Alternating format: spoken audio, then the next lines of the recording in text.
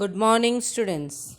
Please open page number 99 of your English textbook, chapter number 4.7, The Sword in the Stone. The Sword in the Stone is a legend which is set in ancient Britain.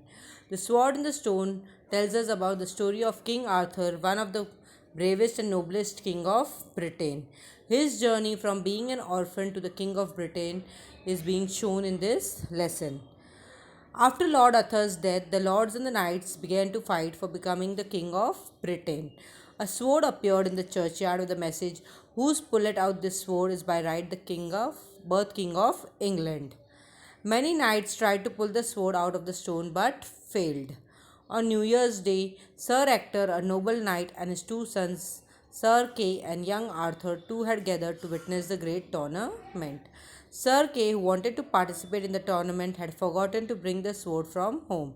He entrusted this job to Arthur, who unknowingly brought a sword which he saw in the churchyard.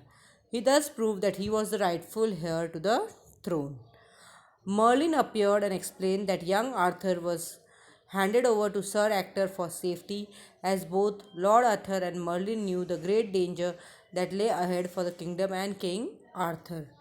The Archbishop announced to the assembly that King Arthur was the rightful king of England.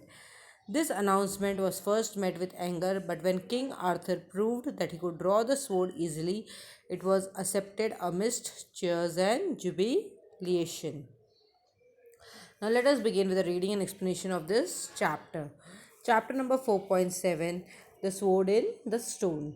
King Arthur, famous in legends and history as one of the bravest and noblest kings of Britain. He grew up as an orphaned youth. The orphaned youth means one who doesn't have parents. Before destiny intervened, in the form of his protector and guardian, Merlin the magician, to reveal his true identity to the people of Britain. So this King Arthur grew up as an orphan child, and later on he was declared as the King of Britain by Merlin the magician.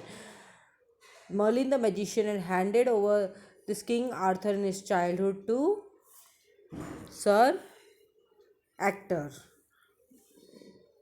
In ancient Britain, at a time when the land was invaded by wild barbarians, the good and noble Lord Arthur fought them bravely and drove them away from his land.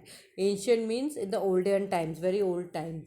So, in the olden times in Britain, the land was ruled was attacked by wild barbarians, and at that time, Lord Arthur, who was loyal to his country, fought bravely and removed them away from his land. The people made him king of Britain and gave him the title Pendragon, meaning dragon's head. So when Lord Arthur fought bravely and drove these barbarians out from England, at that time people of Britain gave him the title Pendragon, which means dragon's head, and he was made the king of Britain. King Arthur Pendragon ruled Britain wisely and well. The people were content. The people were content means the people were satisfied. But very soon the king died. It was thought that he had been poisoned by some traitors. Traitors means disloyal people who try to act to be good, but internally they want to take revenge. So king died very soon. He couldn't rule over Britain for a long period of time. It was said that king had been poisoned by his disloyal people. There were no heir to the throne of Britain. At that time, there was no one capable to take over the charge of the throne of Britain. There was no one capable to become the king of Britain. The powerful lords and knights who had been kept under control by King now and then by the King Arthur now began to demand that one of them should be crowned king of Britain.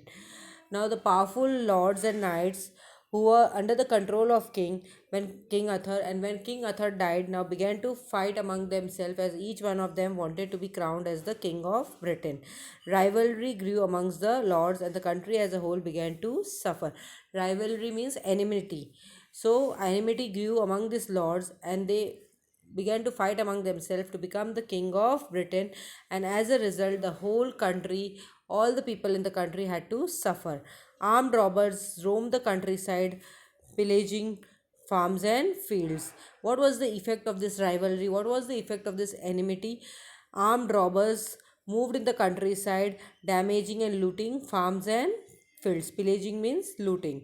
People felt unsafe and insecure in their own home. Fear gripped the country and lawlessness prevailed over the divided kingdom. People in the society, people in the country felt very safe and insecure. There was fear prevailing in the society. There was a lawlessness existing in the kingdom. Nearly 16 years had passed since the death of Lord Arthur. All the lords and knights of Britain had assembled at the great church of London for Christmas. Now 16 years have passed, and now after 16 years of the death of Lord Arthur, all the lords and knights of Britain had gathered at the great church of London for Christmas. On Christmas morning, just as they were leaving the church, a strange sight drew their attention. In the churchyard was a large stone, and on it an anvil of steel, and in the steel a naked sword was held, and about it was written in letters of gold, "Whose pulleth out this sword is by right of birth King of England." So on the Christmas morning, when this people, all the lords and knights had gathered at the great church of London, surprisingly, what did they see? In the churchyard, they saw that there was a large stone, and on the stone, on it, an anvil of steel was there, and in the steel was a naked sword pierced, and on it was written in letters of gold that whose pulled out this sword is by right the of birth King of England. What does this mean? It means that whoever is capable of pulling this sword out of this large stone is by right going to be the King of England. Many of the knights could not hold themselves back. Fancying themselves as future kings, they rushed to the stone and attempted to draw the sword from its steel anvil. They pulled with all their might, but none of them could so much as move the sword. So now all the knights who were present there at the churchyard decided to try their fortune. So all of them rushed to remove the stone from the steel anvil, but they couldn't do so. They were not succeeded in their attempt. Obviously, the man who might draw the sword and prove himself to be our rightful king is not amongst us this morning, said the Archbishop.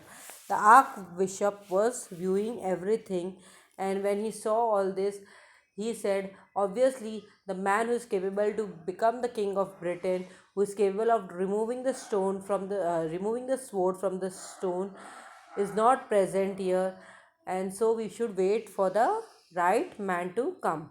However, every man who wishes to try his hand at drawing his sword is free to do so for the next few days. The Archbishop announced that even after few for the next few days also, anyone who wishes to try to prove his capability of drawing the sword is free to do so. The one who draws the sword will be crowned as the king. And to celebrate the appearance of this magnificent sword and prepare ourselves for the arrival of our future king, we will hold a magnificent tournament on New Year's Day. So, what does the Archbishop announce? That on the New Year's Day, we will celebrate the appearance of we will celebrate for the arrival of our future king, and for this we will hold a magnificent tournament. On New Year's Day, a great number of young and brave knights gathered to attend the church service. After that, they met in the field nearby to participate in the great tournament. Dukes and counts, earls and barons, and knights crowded onto the field. So, on New Year's Day, all these people gathered on the field after attending the mass in the church. Who are the people who participated in the great tournament? Dukes and counts, earls, barons, and knights, all crowded on the field. Among them, there was Sir Ector, a noble knight. So, among them, who was there? Sir Ector was there. He was a very noble. He was a very noble knight. He was a very holy person.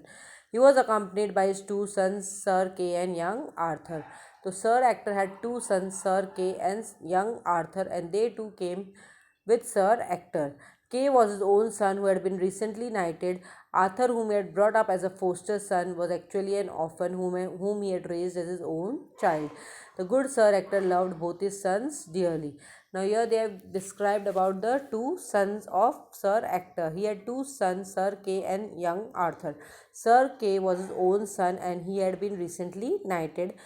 whereas Arthur was a orphan child, and he had foster son means Sir Ector had adopted Arthur and became his adoptive parent, and he had raised him as his own child. The good Sir Ector loved both his sons dearly, but even though Arthur was his adopted son, then also he loved equally Sir Kay and young Arthur. As Sir Kay was preparing to join the tournament, he realized that he had left his sword behind at home. Hastily, he summoned his younger brother and said to him, Arthur, you want me to win this tournament, don't you? Then you must help me out. Take my horse and gallop home as fast as you can. Get my sword and rush back here at once. Now, the elder son, Sir Kay, wanted to participate in the tournament. So, he also had accompanied his father as he wanted to participate in the tournament. Very soon he realized that he forgot to bring his sword, so he ordered his younger brother Arthur and told him that you want me to win this tournament, then you must go fast, take my horse, and go fast and bring my sword from home. I am going, called Arthur, rushing off at once. You shall have your sword sooner than you think. So, what did Arthur said? I will go at once and bring your sword as soon as possible. We will continue with the remaining part of the chapter in the next video. Till then, read the explained part of the chapter. Thank you.